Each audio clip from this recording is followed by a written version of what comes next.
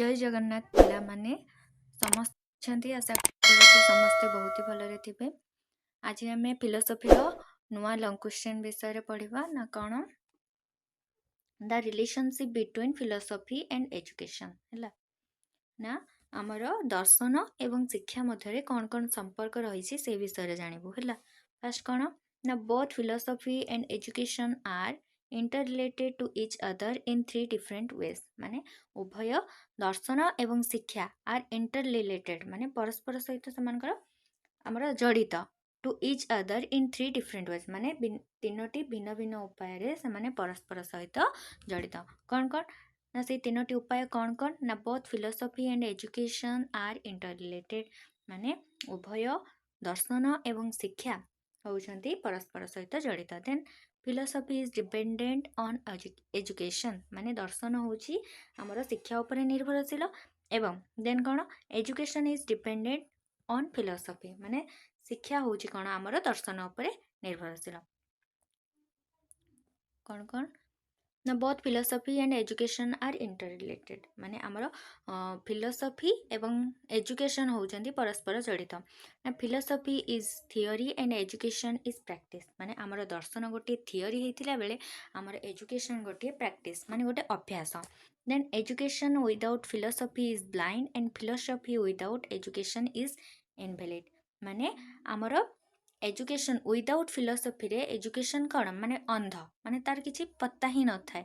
Then philosophy without education is invalid माने without education रे without शिक्षा रे आमर फिलोसफी होउची इनवैलिड हो थाए हैला माने अवध्य अटे।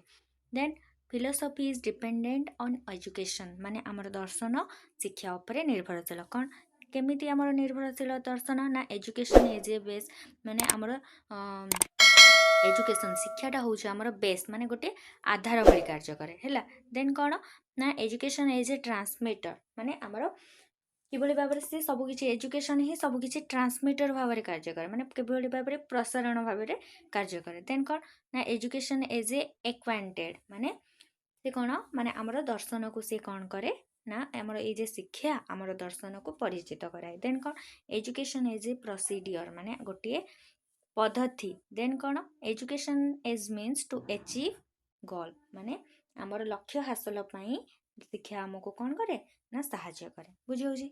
देन कौन देन होची एजुकेशन डिपेंड्स ऑन फिलोसफी माने शिक्षा कौन करे ना दर्शन उपरे निर्भर करे हैला कौन ना education is unthinkable without philosophy माने आमे विदाउट फिलोसफी रे आमे एजुकेशन को माने चिंता करि परिबा नाही भाभी पारिबा नाही बुझी।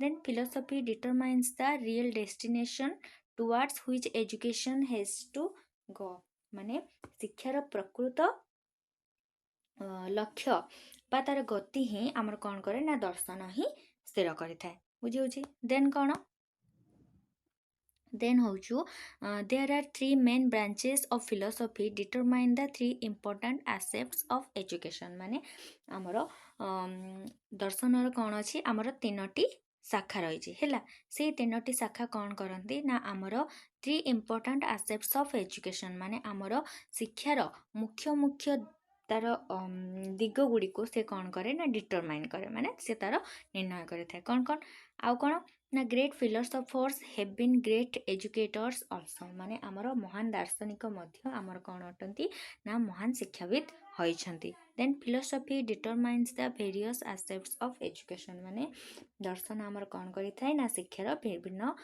दिग सब निर्णय करि थाए। देन कौन ना रिलेशनशिप आमर शिक्षा एवं दर्शन मध्य कौन कौन संपर्क रही पढ़ा है।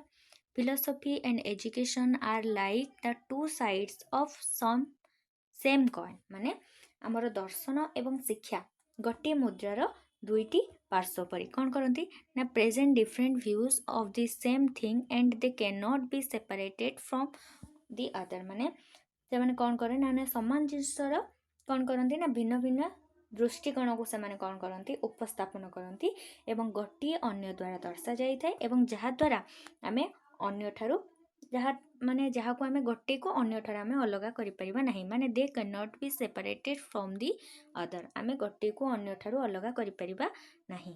देन कौन Philosophy assists education in understanding man, his life, his action and problems. ମାନେ ଦର୍ଶନ କ'ଣ କରେ ନା ମାନେ ମନୁଷ୍ୟ ଏବଂ ତାର ହିଜ୍ ଲାଇଫ୍ ତାର ଜୀବନ, ତାର ହିଜ୍ ଆକ୍ସନ୍ସ ତାର କାର୍ଯ୍ୟ ଏବଂ ତାର ସବୁ ମାନେ ତାର ଆଦର୍ଶ ଏବଂ ତାର ସମସ୍ୟାକୁ ହେଲା ଅଣ୍ଡରଷ୍ଟାଣ୍ଡିଂ କରିବା ତାକୁ ବୁଝିବାରେ ସେ କ'ଣ କରେ ନା ଆମର ସାହାଯ୍ୟ କରେ। କିଏ ସାହାଯ୍ୟ କରେ ନା ଫିଲୋସଫି ହେଲା।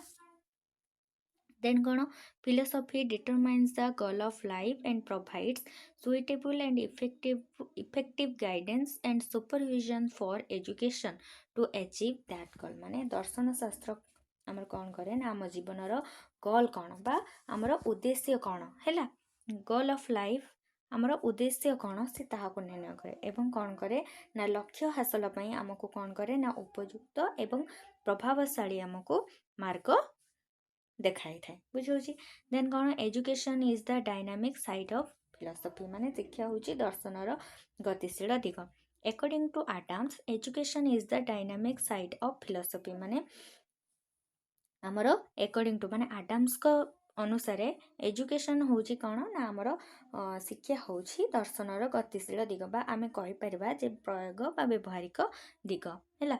ଦେନ୍ କ'ଣ ଦେନ୍ ହେଉଛି education is the active aspect of philosophical belief, the practical means of realizing ideals of life ମାନେ ରସ୍ କହିଛନ୍ତି ମାନେ according to ରସ୍ education କ'ଣ ନା according to ରସ୍ ଶିକ୍ଷା ହେଉଛି ଦାର୍ଶନିକ ବିଶ୍ୱାସର ଗୋଟିଏ ସକ୍ରିୟ ଦିଗ ଏବଂ ଇଏ କ'ଣ କରେ ନା ଆମ ଜୀବନର ଆଦର୍ଶକୁ କିଭଳି ଭାବରେ ଆମେ ହୃଦୟଙ୍ଗମ କରିପାରିବା ହେଲା ତାହାକୁ ସେ କ'ଣ କରେ ମାନେ ସେଇଟା ହେଉଛି ଆମର ଗୋଟେ ବ୍ୟବହାରିକ ମାଧ୍ୟମ। ଏଇଟା ହେଲା ଆମର କିଏ କହିଛନ୍ତି ନା ରସ୍ କହିଛନ୍ତି ହେଲା। ତ ଏଇଟା ହେଉଛି ଆମର the relationship between philosophy and education. ଭିଡ଼ିଓଟିକୁ ଶେଷ ପର୍ଯ୍ୟନ୍ତ ଦେଖିଥିବାରୁ ବହୁତ ବହୁତ ଧନ୍ୟବାଦ। ଯଦି ଭିଡ଼ିଓଟି ଭଲ ଲାଗିଥାଏ ତାହେଲେ ଲାଇକ୍ କରିବାକୁ ଜମାରୁ ଭୁଲିବେନି ଏବଂ ଏଇଭଳି କଣ୍ଟେଣ୍ଟ ପାଇବା ପାଇଁ ଆମ ଚ୍ୟାନେଲକୁ ସବସ୍କ୍ରାଇବ୍ କରିଦେବେ। Thank you. ଜୟ ଜଗନ୍ନାଥ।